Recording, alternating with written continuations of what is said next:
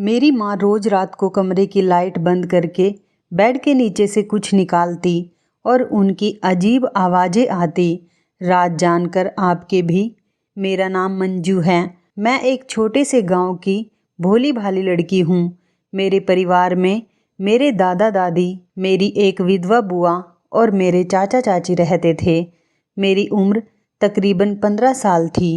एक दिन रात के 2 बजे मेरी माँ ने मुझे झकझोर कर रख दिया। वो मुझे बड़ी बुरी तरह से उठा रही थी। ऐसा लग रहा था जैसे ना जाने रात के इस वक्त क्या हो गया हो। मैं उन पर बहुत हैरान हो गई थी, जबकि ना तो अभी स्कूल का वक्त हुआ था और ना ही घर में कोई काम था। रात के 2 बजे थे। मुझे सोए हुए अभी 2 ही घंटे हुए थे। मैं अपनी पढ़ाई करने की वजह से देर से सोई थी। इतने में ही मेरी माँ ने मुझे रात के 2 बजे उठाकर परेशान कर दिया। मैंने माँ से कहा, क्या बात है माँ, मुझे सोने क्यों नहीं देती हो? मगर माँ मुझे बार बार यही कहे जा रही थी कि उठ जाओ, मुझे तुमसे कुछ बात करनी है। मैं गुस्से से उठी और कहने लगी, जी बताइए, क्या बात करनी है आपको रात के इस वक्त मुझसे? सुनो मंजू, तुम्हें मेरे साथ चलना पड़ेगा, माँ घबराते हुए मुझसे कहने लगी। मैंने माँ से कहा, कहाँ चलना पड़ेगा, वो भी रात के इस वक्त? मुझे बहुत नींद आ रही थी। मैं अपनी आंखें बराबर मल रही थी। माँ कहने लगी, चुप करो, धीमी आवाज़ में बात करो, ज़्यादा तेज़ बोलने की ज़रूरत नहीं। तुम्हें अभी इसी वक्त मेरे साथ चलना होगा, वरना तुम सारी उम्र मेरी शक्ल देखने को तरसती रहोगी। मैं माँ की ये सारी बातें सुनकर होश में आ गई। अब तो मेरी नींद भी उड़ चुकी थी। मैंने माँ से कहा, आप कैसी बातें कर रही हैं? आखिर क्या हुआ है? माँ ने मुझसे कहा, ज़्यादा बातें मत करो और तुम मेरी माँ बनने की कोशिश भी मत करो। मैं तुम्हारी माँ हूँ, तुम मेरी माँ नहीं हो जो मुझसे इतने सवाल जवाब किए जा रही हो। अगर चलना चाहती हो तो जल्दी से उठकर खड़ी हो जाओ, अपना सामान पैक करो और मेरे साथ चलो, वरना दोबारा तुम मुझे देखने को भी तरस जाओगी। फिर रहना अपनी दादी और अपनी बुआ के साथ, जो तुमको इंसान ही नहीं समझती। तुमने देखा है उनका व्यवहार तुम्हारे साथ कैसा रहता है। मैं इन सब बातों से तंग आ गई हूँ। अब चलो, अगर मेरे साथ चलना चाहती हो तो जल्दी से उठ जाओ। माँ की बात सुनकर मैं काफ़ी सहम गई थी। मैंने माँ से कहा, माँ मुझे कहीं नहीं जाना, और अगर आपको जाना है तो आप जा सकती हैं। माँ ने मुझसे कहा कि ठीक है, तुम यहीं रहो और इस घर में ही मरती रहो। इसी दिन के लिए मैंने तुम्हें पैदा किया था, आखिर यही सब सुनने के लिए। तुम अपनी माँ की बात नहीं मान सकती तो तुम यहीं रहो। माँ ये कहकर बहुत गुस्से में अपना बैग पैक करने लगी। मैं हैरान होकर उन्हें देख रही थी। मैंने माँ से कहा, मैं अभी बाहर जाकर सबको बताती हूँ कि माँ इस घर से भाग रही है। मैं माँ को धमकी देने लगी। मेरी धमकी सुनते ही माँ ने हाथ में चाकू उठा लिया और कहने लगी कि ठीक है, जाओ, जाकर सबको बता दो कि मैं इस घर से जा रही हूँ और मैं अपनी जान ले लूँगी। अगर तुम्हें अपनी माँ की जान की फ़िक्र है तो चुपचाप यहाँ बैठी रहो। अगर मैं तुम्हें लेकर नहीं जा रही तो इसका मतलब ये नहीं कि तुम यहाँ बैठकर मेरे सामने उल्टी सीधी बातें करो। माँ की ये सारी बातें सुनकर मेरे दिमाग में एक अजीब सा ख्याल आया और मैंने अचानक ही उनसे कह दिया कि मुझे भी आपके साथ चलना है। मेरे दिल में अपनी माँ के लिए मोहब्बत जाग उठी थी। माँ मेरी तरफ देखकर मुस्कुराने लगी और कहने लगी कि बेटी, मैं तुझे कभी दुनिया वालों के सामने बेइज्जत होना नहीं देना चाहती। मुझे तेरी फ़िक्र है, इसलिए मैं तुझे अपने साथ यहाँ से लेकर जा रही हूँ। मैं तेरे लिए सारी दुनिया से लड़ सकती हूँ, लेकिन अब यहाँ पर रहना मेरे लिए आसान नहीं। हमें यहाँ से जाना ही होगा। माँ बहुत अजीब तरह की बातें करने लगी थी। माँ कभी भी कोई भी फैसला कर लिया करती थी, लेकिन आज वो मुझे बहुत अजीब लग रही थी। आखिर हम लोग इस घर से जा रहे थे और हमेशा हमेशा के लिए जा रहे थे, और हमें पता था कि हमारे जाने के बाद इस घर के दरवाजे हमारे लिए हमेशा के लिए बंद होने वाले हैं। जाहिर सी बात है, रात के समय एक माँ बेटी को, वो भी जवान बेटी को लेकर घर से चली जाएगी तो क्या दोबारा उसके ससुराल वाले उसे घर में कदम रखने देंगे? आप लोग तो इस बारे में जानते ही हैं हमारे समाज में औरतों पर कितनी पाबंदियां लगाई जाती हैं, और मेरी माँ इन सब पाबंदियों को ख़त्म करके मुझे अपने साथ लेकर ना जाने कौन सी जगह लेकर जा रही थी। लेकिन मुझे बस अपनी माँ की फ़िक्र हो रही थी। मैं जानती थी कि मेरी माँ मुझसे बहुत प्यार करती हैं। किसी तरीके से भी मैं अपनी वजह से अपनी माँ को दुख नहीं पहुँचाना चाहती थी। इसलिए मैं तैयार होकर अपनी माँ के साथ खड़ी हो गई। मेरी माँ ने एक सफ़ेद चादर ली और उससे खुद को अच्छी तरह से ढक लिया, और एक चादर माँ ने मुझे दी और कहने लगी कि तुम भी अपने आप को ढक लो। उसके बाद हम धीरे धीरे दोनों अपना सामान उठाकर घर से बाहर चलने लगे। माँ ने मुझसे कहा था, किसी तरह का शोर मत करना, किसी को हमारे बारे में पता नहीं चलना चाहिए। और हम पीछे के दरवाजे से घर के बाहर चले गए। मैं माँ से कहने लगी, माँ आप में इतनी हिम्मत कैसे आ गई कि आप रात के इस वक्त यहाँ से अकेले निकल रही हो? जब हम घर का दरवाज़ा खोल कर जा रहे हैं तो ज़रूर किसी न किसी को सुबह होते ही हमारे बारे में पता चल ही जाएगा। माँ आपको तो किसी बात की भी परवाह नहीं है कि वो लोग हमारे बारे में क्या सोचेंगे। माँ मुझे कहने लगी, जब हम लोग ट्रेन में बैठ जाएंगे तब मैं तुम्हें सारी बात बता दूंगी। हम लोग जैसे तैसे छुप छुप कर रेलवे स्टेशन की तरफ गए और वहाँ जाकर नजीबाबाद की ट्रेन में बैठ गए। मैंने माँ से वही सवाल दोबारा दोहराया। माँ कहने लगी, क्या तुम्हें पता है जिस दुनिया में तुम जा रही हो वहाँ पर हम दोनों महफूज रहेंगे? मैंने माँ से कहा, आप तो ऐसे कह रही हो जैसे मैं कोई पेड़ से गिरा हुआ फल हूँ। माँ गुस्से में कहने लगी, चुपचाप बैठी रहो, तुम्हें तो कोई बात समझ ही नहीं आती। मैंने माँ से कहा, माँ अब तो मुझे बता दो कि हम लोग कहाँ जा रहे हैं। माँ मुझसे कहने लगी, तुम्हें नहीं पता मंजू, तुम्हारी बुआ ने क्या कर रखा था। वो मेरी जान लेना चाहती है, इसलिए कि तुम्हारे पिता यहाँ नहीं बल्कि दूसरे देश में काम करते हैं। तुम्हारे पिता ने वहाँ पर दूसरी शादी कर ली है। ये लोग मुझे मारकर उस दूसरी औरत को यहाँ पर रखना चाहते हैं। माँ मुझसे आंखों में आंसू भरकर कहने लगी, मंजू अगर मैं आज यहाँ से नहीं निकलती तो सुबह तुम्हें मेरा मरा हुआ मुंह देखना पड़ता।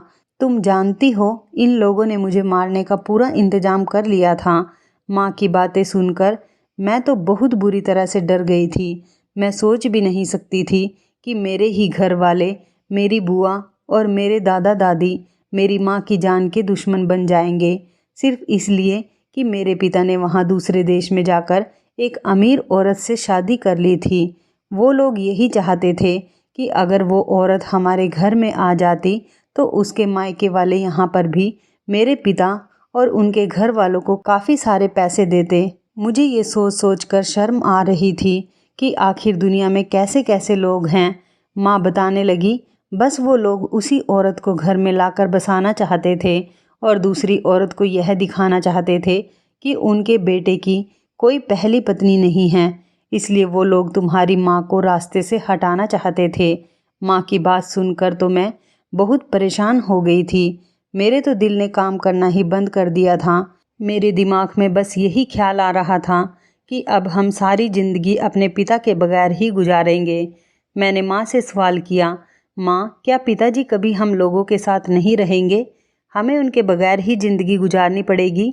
माँ ने कहा, हाँ बेटी, हमें तुम्हारे पिता के बगैर ही ज़िंदगी गुजारनी पड़ेगी।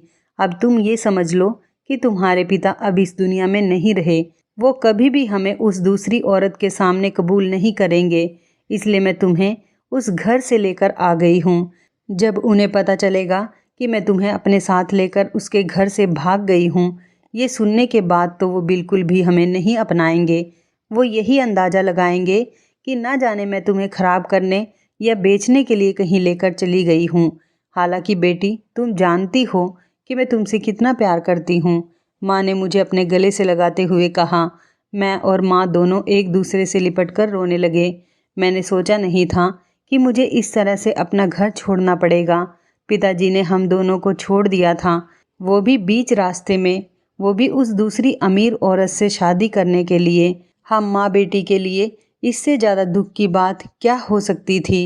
ट्रेन में हमारे सामने ही एक जवान लड़का बैठा हुआ था। मैंने देखा कि वो लड़का बहुत गौर से हमारी बातें सुन रहा था। इस तरह से देख रहा था जैसे वो हमें पहले से ही जानता हो। सफ़र बहुत लंबा था।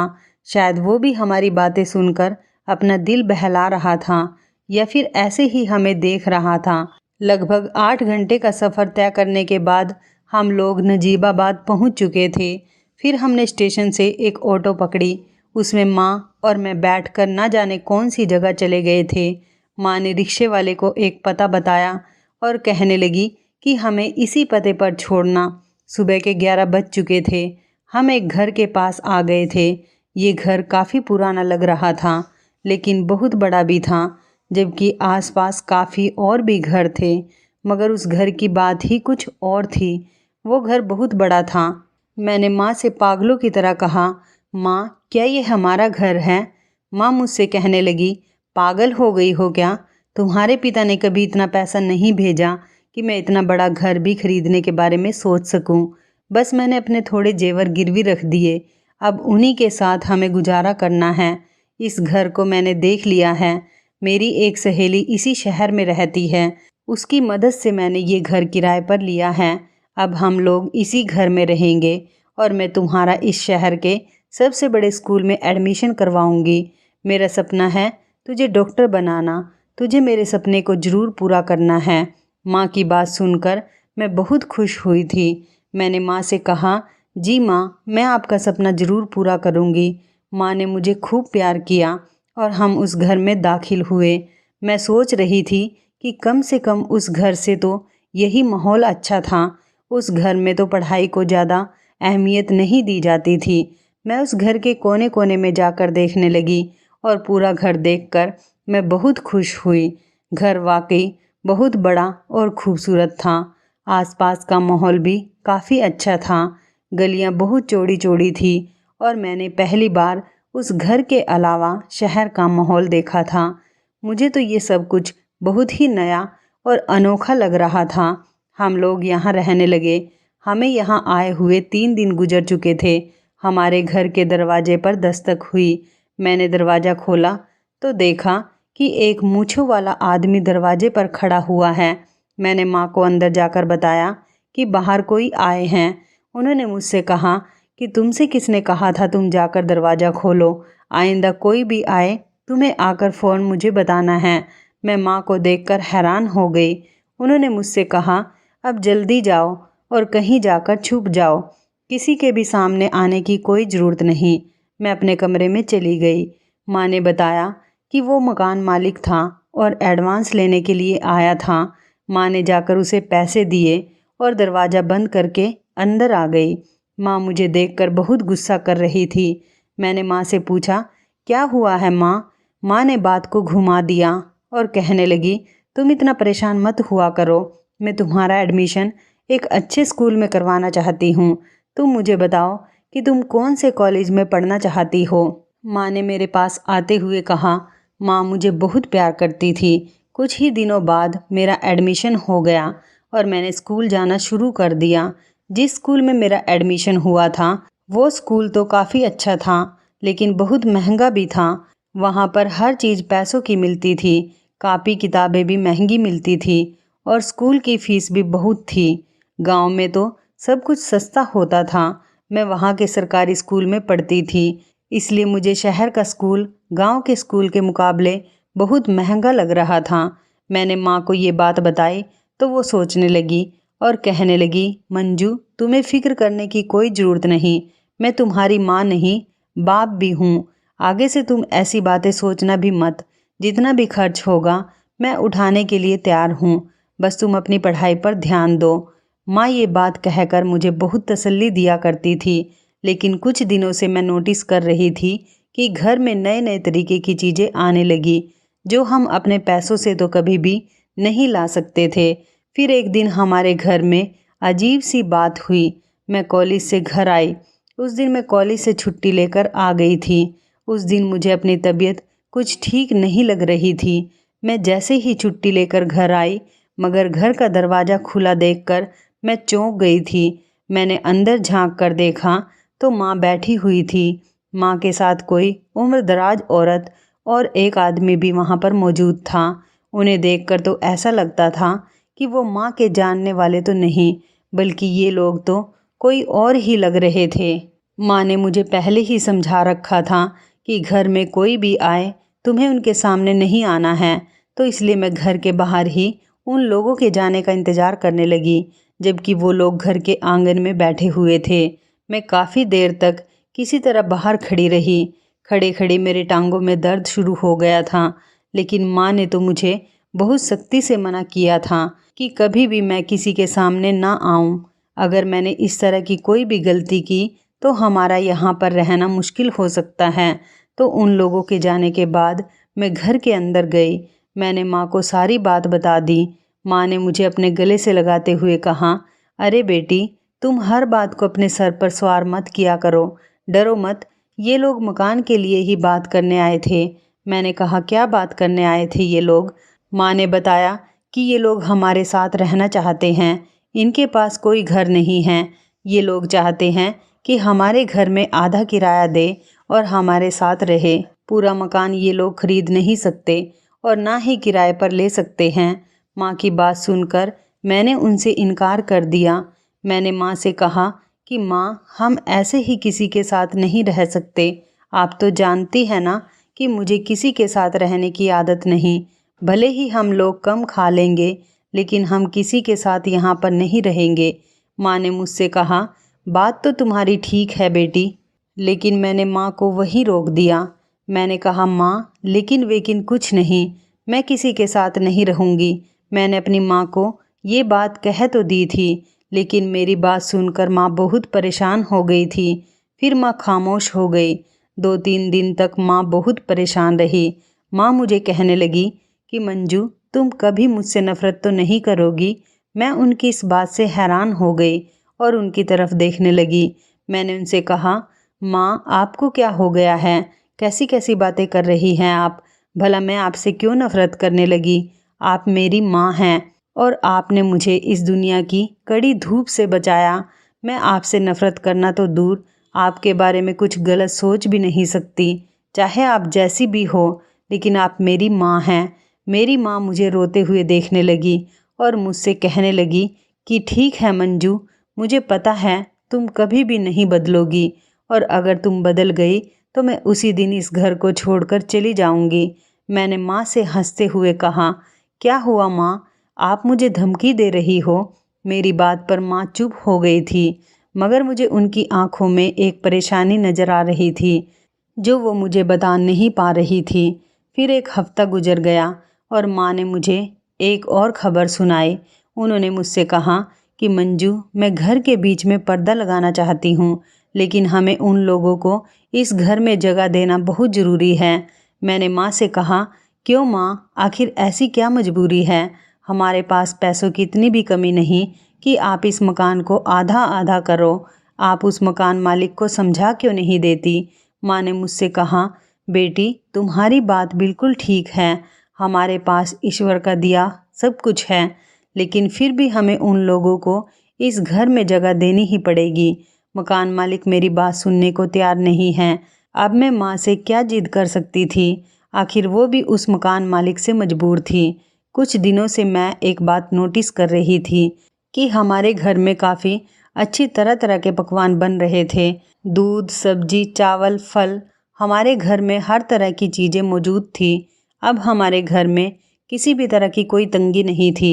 माँ हमेशा एक ही बात किया करती थी कि ईश्वर का दिया हमारे पास सब कुछ है। काफ़ी दिनों से मैं ये सब कुछ होता हुआ देख रही थी। हमें यहाँ आए हुए 3 साल गुजर चुके थे। जब हम लोग यहाँ आए थे तो हमारे पास कुछ भी नहीं था, लेकिन धीरे धीरे अब हमारे घर के हालात सुधर चुके थे। माँ ने 25,000 का फ्रिज भी ले लिया था और घर में टीवी भी ले लिया था। कपड़े धोने की वॉशिंग मशीन भी मौजूद थी। घर में नए सोफ़े भी डलवा दिए थे। मेरी फ़ीस भी माँ हर महीने फ़िक्र से जमा करती थी, जबकि एक कमरे को मेहमानों के लिए भी सजा दिया गया था। माँ ना जाने भगवान के आगे बैठकर अपनी कौन सी गलती की माफ़ी मांगती रहती थी और मुझे भी यही कहती कि तुम भी मुझे माफ़ कर देना। जब मैं उनसे कहती कि आप कौन सी गलती की बात करती हैं, तब वो कहती कि वही गलती जो मैंने उस गांव को छोड़ने के बाद की थी। मैं बिना बताए उस गांव से चली आई थी, इसलिए मुझे ऐसा लगता था कि माँ मुझसे ज़रूर झूठ बोलती है। माँ मुझसे यही कहा करती थी, मंजू तुम कभी भी लोगों की बातों में मत आना। न जाने माँ कैसी कैसी बातें किया करती थी, मुझे तो कुछ समझ नहीं आता था, बल्कि घर का माहौल भी कुछ अजीब सा होने लगा था। घर में नई नई चीज़ों का होना और माँ मुझे भी नए नए कपड़े लाकर देती थी। हमारे घर में खाने पीने की कोई कमी नहीं थी, लेकिन सबसे ज़्यादा हैरत की बात तो यह थी कि घर में कोई कमाने वाला नहीं था। फिर भी न जाने इतने पैसे कहाँ से आते थे। मैं बस यही सोचती रहती थी कि माँ ये सब कुछ कैसे करती है। और एक और चौंकाने वाली बात तो यह थी, माँ को घर का राशन लेने के लिए भी घर से बाहर नहीं निकलना पड़ता था। मैं हमेशा यही देखती थी कि हमारे ड्राइंग रूम में फ्रूट्स और हर तरह का राशन भरा हुआ था। एक दिन मेरे कॉलेज की छुट्टी थी। मैं सुबह उठकर ड्राइंग रूम में सफाई करने के लिए जा रही थी। तभी अचानक माँ ने आकर मुझे ड्राइंग रूम की सफाई करने से मना कर दिया और कहने लगी, मंजू इस कमरे की सफाई मैं खुद कर लूँगी, तुम जाकर अपने कमरे की सफाई कर लो। माँ का ऐसा अजीब व्यवहार अब मुझे शक में डाल रहा था। मैं उनके बारे में कुछ अजीब अजीब बातें सोचने लगी थी। फिर माँ बाथरूम में नहाने के लिए चली गई। उनके बाथरूम में जाते ही मैं ड्राइंग रूम में घुस गई। मैंने वहाँ जाकर देखा तो वहाँ पर तो बहुत सारा सामान पड़ा हुआ था। एक तरफ फल और बहुत सारा राशन पड़ा हुआ था। साथ ही एक डायरी भी रखी हुई थी। उस पर ना जाने किस चीज़ का हिसाब किताब लिखा हुआ था, लेकिन वो सारी चीज़ें मुझे समझ में नहीं आ रही थी। मैं अभी वो डायरी देख ही रही थी कि इतने में ही माँ फ़ौरन ड्राइंग रूम में आ गई और मुझे डांटते हुए कहने लगी, मैंने तुमसे कहा था ना कि इस कमरे में मत आना, लेकिन तुम्हें मेरी बात पर यकीन नहीं है। तुम मेरी कोई बात नहीं सुनती हो। मैंने तुम्हें मना किया था, यहाँ की किसी चीज़ को भी मत छेड़ना, इसकी सफाई मैं खुद कर दूँगी। फिर भी तुम यहाँ कमरे में चली आई। माँ मुझ पर बहुत गुस्सा कर रही थी। वो मेरा हाथ पकड़कर मुझे कमरे से बाहर खींचती हुई लेकर आ गई। मैंने माँ से कहा, माँ क्या हो गया है आपको? मैं इस कमरे में ही तो आई थी, किसी और के घर तो नहीं गई ना? आप इतना गुस्सा क्यों कर रही हो? माँ ने तभी मेरे गाल पर एक ज़ोरदार तमाचा मारा। मैं हैरान होकर माँ की तरफ देखती रह गई। मुझसे गुस्से में कहने लगी, मैं तुम्हारी माँ हूँ, मुझे मत सिखाओ और अपने कमरे में जाओ। माँ ने मुझे सख्ती से कहा। अब तो माँ की सारी बातें मेरी समझ से बाहर हो गई थी, हालांकि उनको ऐसा करना नहीं चाहिए था। मैं अपने कमरे में जाकर खूब रोने लगी। उन्होंने यह भी नहीं सोचा कि मैं उनकी इकलौती बेटी थी और अपने पिता से भी दूर थी। मैं एक नाजुक दौर से गुजर रही थी। मुझे अपनी माँ से इस थप्पड़ की उम्मीद नहीं थी, मगर मेरी माँ को इस बात की कोई परवाह नहीं थी। बस वो हमेशा मुझे डांटती रहती थी और कहती थी कि तुम बेवजह हर बात पर मत बोला करो। 2 दिन तक मैं अपनी माँ से नाराज़ रही, क्योंकि मैं नहीं जानती थी कि वो आखिर मेरी इतनी छोटी सी बात पर मुझे थप्पड़ कैसे मार सकती है। रात को जब मैं सोने जा रही थी, माँ मेरे कमरे में खाना लेकर आई। मैंने 2 दिन से खाना भी नहीं खाया था। माँ मुझसे माफ़ी मांगने लगी और कहने लगी कि इन दिनों मैं काफ़ी परेशान चल रही हूँ, इसलिए मेरा गलती से तुम पर हाथ उठ गया था। तुम मुझे माफ़ कर दो। मैं माँ को ऐसी ही माफ़ी मांगते हुए नहीं देख सकती थी, इसलिए मैंने मुस्कुराते हुए उन्हें गले से लगा लिया और खाना भी खा लिया। उस दिन के बाद से ही मुझे माँ की कोई बात बुरी नहीं लगती थी। उनके सख्त मिजाज की मुझे आदत हो चुकी थी। एक दिन मैं अपने कमरे में बैठी हुई सोच रही थी कि उस दिन कोई बात तो थी जो माँ ने मुझे गुस्से में आकर थप्पड़ मारा था। कोई तो बात है जो उनको परेशान करती है, वरना कोई भी माँ अपनी बेटी को सिर्फ एक कमरे में जाने की वजह से क्यों थप्पड़ मारेगी। न जाने वो किस बात से परेशान हैं। वो अपनी परेशानी मुझे बताती भी नहीं, हर वक्त किसी गहरी सोच में डूबी रहती है। जब मैं उनसे बात करना चाहती हूँ तो वह चौंक जाया करती थी। माँ ने कुछ दिन के बाद घर के बीच में पर्दा लगा दिया था। मैंने माँ से पूछा, ये क्या है? तो वो कहने लगी कि मकान मालिक ने सख्ती से कह दिया है कि इस घर में एक और किराएदार भी हमारे साथ आकर रहेंगे। मैंने माँ से कहा, माँ, आपने उस मकान मालिक से ये नहीं कहा कि हम उसको पूरे मकान का किराया देते हैं, तो फिर क्यों इस घर में कोई और आकर रहेगा। माँ कहने लगी, मैंने उस मकान मालिक को बहुत समझाने की कोशिश की थी, लेकिन वो मान ही नहीं रहा। उसने मुझसे कहा कि तुम चाहो तो किराया आधा कर सकती हो, मगर ये लोग इसी घर में रहेंगे क्योंकि ये उस मकान मालिक के रिश्तेदार हैं, और वैसे भी मोहल्ले वालों का कहना है कि वो अजनबी लोगों को अपना मकान किराए पर नहीं दे सकते, इसलिए वो उन लोगों पर भरोसा करके उनको हमारे घर में ही रखना चाहते हैं। मैंने माँ से कहा, उसके रिश्तेदार यहाँ आ ही क्यों रहे हैं, जहाँ पर रहते हैं वहीं रह सकते हैं। माँ मुझसे कहने लगी, बेटी, ये उनका आपसी मामला है, अगर ये घर हमारा होता तो हम इसमें अपने हिसाब से रह सकते थे, जबकि ये किराए का मकान है तो हम इसमें कुछ नहीं कर सकते।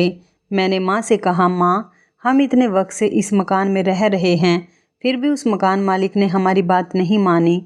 इस बात पर माँ ने नज़रें झुका ली और धीमी आवाज़ में कहने लगी, हाँ, पता नहीं लोग हमें क्या समझते हैं। कुछ लोगों को लगता है कि हम यहाँ रहने के काबिल नहीं। मकान मालिक कहता है कि तुम लोग या तो मकान छोड़कर चली जाओ या तो फिर अपने साथ किसी और को भी रखो, वरना मैं तुम लोगों को इस घर से निकाल दूंगा। ये बात सुनकर तो अब मुझे माँ पर ही शक होने लगा था, क्योंकि आज तक मकान मालिक हमारे घर पर नहीं आया था और ना ही उसने हमसे आकर किराया मांगा था। माँ हर महीने उसके घर जाकर किराया देकर आती थी, मगर फिर भी वह ऐसी बातें कर रहा था, जबकि ऐसी बात करने का उनका तो कोई मतलब भी नहीं बनता था। खैर, मुझे अपनी माँ पर यकीन नहीं आ रहा था और ना ही उस मकान मालिक की बात पर। मैंने माँ से वादा किया और कह दिया कि मैं आपको कभी शर्मिंदा नहीं होने दूंगी, जैसा भी हुआ मैं इस घर में गुजारा कर लूँगी। माँ ने मेरा माथा चूमा और मुझे बहुत सारा प्यार करने लगी और कहने लगी, बस मंजू, अगर हम लोग यहाँ पर कुछ साल और रहे तो हमारे पास इतना सारा पैसा इकट्ठा हो जाएगा, उसके बाद हम अपना घर भी खरीद लेंगे। मैं माँ से कहने लगी, क्यों, इस घर में ऐसा क्या है कि हमारे पास पैसा इकट्ठा हो जाएगा। माँ मेरी बात सुनकर घबरा गई, जैसे कि उनके मुंह से ये बात गलती से निकल गई हो। उन्होंने मुझसे कहा कि कुछ नहीं बेटी, तुम अपनी पढ़ाई पर ध्यान दो। माँ यह बात कहकर चली तो गई, लेकिन मुझे अजीब सा महसूस होने लगा था। थोड़ी ही देर बाद माँ ने उस पर्दे को दीवार से लगा दिया और फिर दूसरे किराएदार आकर हमारे ही घर में हमारे साथ रहने लगे। अब हम आधे घर में रहते थे, जबकि इससे पहले मैं पूरे घर में घूमा फिरा करती थी। लेकिन अब माँ ने मुझे सख्ती से मना कर दिया था कि अब तुम सीधे ही कॉलेज से अपने कमरे में घुस जाया करो, अपने कमरे से भी बाहर मत आना। खाना भी खुद बनाकर मैं तुम्हारे कमरे में लेकर आ जाया करूँगी, क्योंकि अब हमारा किचन भी एक होगा। वो नए किराएदार की पत्नी भी मेरे साथ ही उसी किचन में खाना बनाया करेगी, तो इसलिए तुम कमरे से बाहर मत आना और ना ही किचन में आना। अगर तुम्हें पानी पीना हुआ करे तो मैं तुम्हें ला कर दूँगी। तुम बस अपनी पढ़ाई करो, फिर जब तुम पढ़ लिख कर डॉक्टर बन जाओगी तो मेरा भी सपना पूरा हो जाएगा। माँ की इन बातों से मुझे बहुत हिम्मत मिलती थी। मैं रोज़ अपनी पढ़ाई पर ज़्यादा ध्यान देने लगी थी, मगर माँ का व्यवहार बहुत बदला हुआ सा लग रहा था। इससे पहले वो मेरे कमरे में नहीं आती थी, क्योंकि अब हमारे हिस्से में एक कमरा आया था, तो इसलिए माँ रात के 9 बजे ही मेरे कमरे में आ गई थी। उन्होंने मुझसे कहा कि मंजू, कमरे की लाइट बंद कर दो, अब हमें सो जाना चाहिए। मैं माँ से कहने लगी, माँ, आप तो रात के 11 बजे तक जागती हैं। मैं हैरत से माँ से कहने लगी। माँ ने मुझसे कहा कि हाँ, मगर मुझे आज जल्दी नींद आ रही है। मैंने लाइट बंद कर दी। माँ ने मुझसे कमरे की लाइट तो बंद करवा दी थी, लेकिन वो खुद सो नहीं रही थी। कमरे में अजीब खटपट की आवाज़ें आ रही थी, जैसे कोई इधर से उधर कोई चीज़ रख रहा हो। मैंने माँ से पूछा, माँ, ये कैसी आवाज़ है? तो माँ मुझे डांटने लगी और कहने लगी, तुम अपने काम से काम रखो, तुम्हें क्या परेशानी है? मैं कुछ भी करूं? मैं डर के मारे खामोश हो गई। थोड़ी देर के बाद मुझे अपने बेड के नीचे कुछ अजीब सा महसूस हुआ। मैंने अंधेरे में ऐसे ही महसूस करते हुए अपने बेड के नीचे हाथ लगाया तो मुझे ऐसा महसूस हुआ कि बेड के नीचे कोई ठंडी ठंडी चीज़ है। मैंने हाथ लगाकर इस चीज़ को और ज़्यादा महसूस करने की कोशिश की, लेकिन माँ ने मुझे एकदम डांट दिया और कहने लगी कि क्या कर रही हो, इतनी रात हो चुकी है, आराम से नहीं सो सकती हो। मुझे समझ नहीं आया कि माँ को आखिर कैसे पता चला कि मैं अपना हाथ नीचे रख रही थी। मैं हैरान हो गई, लेकिन फिर मैं सो गई। लेकिन 2 दिन के बाद मैं इस बात को भूल चुकी थी। अब तो माँ हर रोज़ रात होते ही मेरे कमरे में आकर कहने लगती, चलो तुमने बहुत पढ़ लिया, अब तुम अपनी किताबें बंद करो ताकि मैं कमरे की लाइट बंद करूं और हम सो जाएं। वैसे भी अब बिजली का बिल बहुत ज़्यादा आने लगा है। मैं इसलिए भी हैरान होती थी कि माँ ने कभी भी मुझे पढ़ने के लिए मना नहीं किया था, चाहे मैं कितनी भी रात तक पढ़ाई करती थी। बल्कि वो तो हमेशा यही कहा करती थी, तुम अपनी पढ़ाई पर ध्यान दो। मगर अब तो वो मुझे पढ़ने ही नहीं देती थी। रात के 9 बजते ही फ़ौरन वो कमरे में आकर लाइट बंद करने को कह दिया करती थी और कहती थी कि मुझे नींद आ रही है, मैं सोना चाहती हूँ, जबकि पूरी रात को सोती भी नहीं थी। मुझे भी महसूस होता था कि माँ जाग रही है, मगर माँ ने कभी मुझे इस बात का एहसास नहीं होने दिया। एक दिन मैंने सोचा कि आज मैं अपने कमरे में मौजूद सारी चीज़ों को चेक करूँगी, चाहे आज माँ को अच्छा लगे या बुरा लगे। उनके बाथरूम में जाते ही मैंने कमरे की लाइट जला दी और गौर से पूरे कमरे की तलाशी लेने लगी, लेकिन कमरे में ऐसा कुछ भी नहीं था जिस पर मुझे शक होता। लेकिन फिर मुझे याद आया कि मेरे बेड के नीचे कोई ठंडी ठंडी सी चीज़ होती है। फिर मैंने अपने बेड के नीचे चेक किया। मैंने देखा कि बेड के नीचे एक बड़ा सा बैग रखा हुआ था। मैं उस बैग को खोलने ही वाली थी कि इतनी ही देर में माँ बाथरूम से वापस आ गई। मैंने जल्दी से कमरे की लाइट बंद की और बेड पर जाकर लेट गई। लेकिन अब मेरे दिमाग में बार बार उस बैग को खोलने का ख्याल आ रहा था। सुबह होते ही जब माँ कमरे से बाहर गई तो मैंने उस बैग को खोलना शुरू कर दिया। मैंने बैग को खोला तो उसमें छोटे छोटे पैकेट रखे हुए थे। मैंने एक पैकेट को खोला, उसमें देखा कि उसके अंदर कोई सफ़ेद सफ़ेद सा पाउडर था, जिसको देखकर मैं समझ नहीं पाई कि ये क्या चीज़ है। मगर मैं मेडिकल स्टूडेंट थी, इसलिए मैंने सोचा कि मैं इसके बारे में पता ज़रूर लगाऊंगी। आखिर इसमें क्या है, ये क्या चीज़ है। बैग में से एक पैकेट मैंने निकाल लिया और उस पैकेट को कॉलेज लेकर चली गई। उस पैकेट में क्या था मैं नहीं जानती थी। मैंने जाकर वो पैकेट अपने टीचर को दिखा दिया। टीचर मेरे हाथ में वो पैकेट देखते ही चौंक गई और कहने लगी कि ये तुम्हें कहाँ से मिला। मैं उनके अंदाज से समझ गई थी कि मेरे हाथ में जो चीज़ है वो कोई मामूली चीज़ नहीं। मैंने टीचर से कहा, टीचर ये मुझे बाहर से मिला है। टीचर ने मेरे हाथ से वो पैकेट ले लिया और कहने लगी, आइंदा से रास्ते में ऐसी वैसी पड़ी हुई कोई चीज़ भी मत उठाना। मंजू, तुम जैसी जवान लड़कियों के लिए ये चीज़ बिल्कुल भी ठीक नहीं है। मैंने उनसे कहा, टीचर आखिर ये चीज़ है क्या। उन्होंने मुझसे कहा, यह ड्रग्स है। जिसने भी ये रास्ते में रखा होगा ज़रूर वह इंसान इस चीज़ का नशा करता होगा, वरना कोई आम आदमी नशा नहीं करता। मैं अपनी टीचर की बात सुनकर हैरान रह गई और घर जाते ही माँ के सामने जाकर खड़ी हो गई।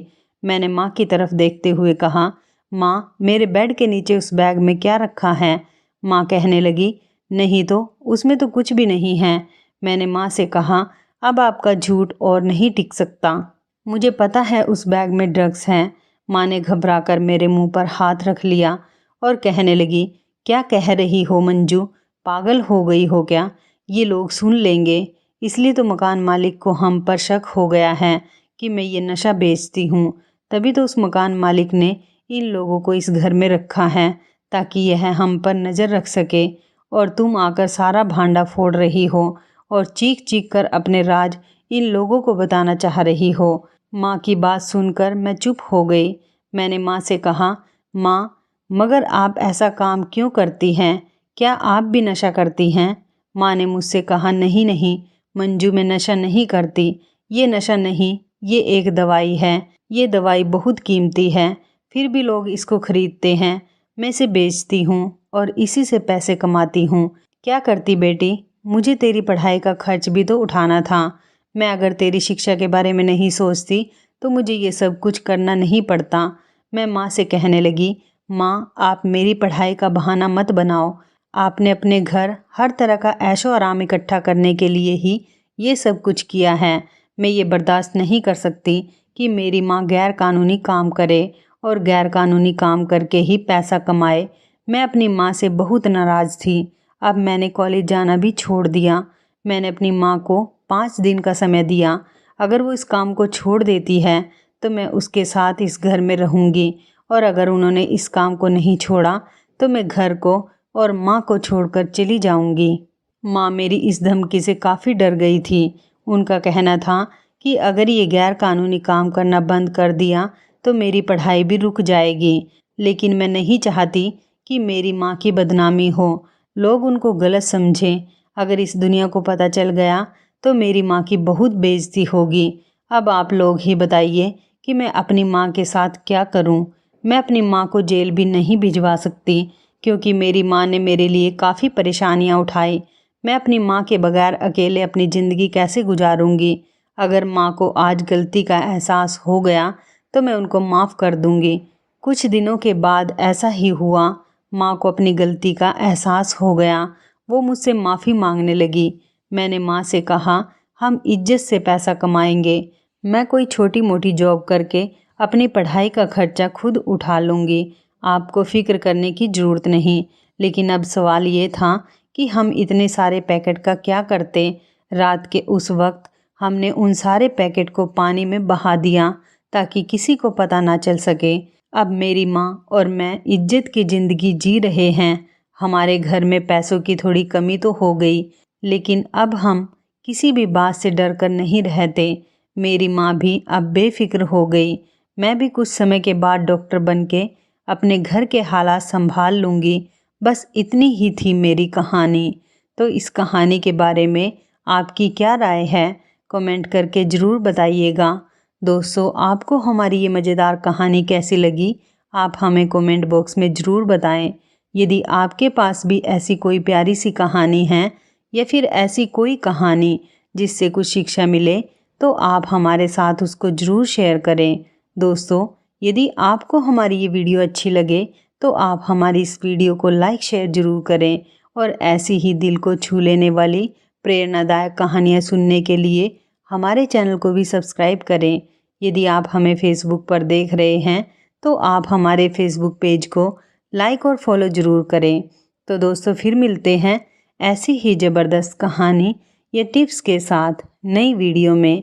तब तक के लिए धन्यवाद। आप सभी अपना ख्याल रखना। आपका दिन शुभ व मंगलमय हो।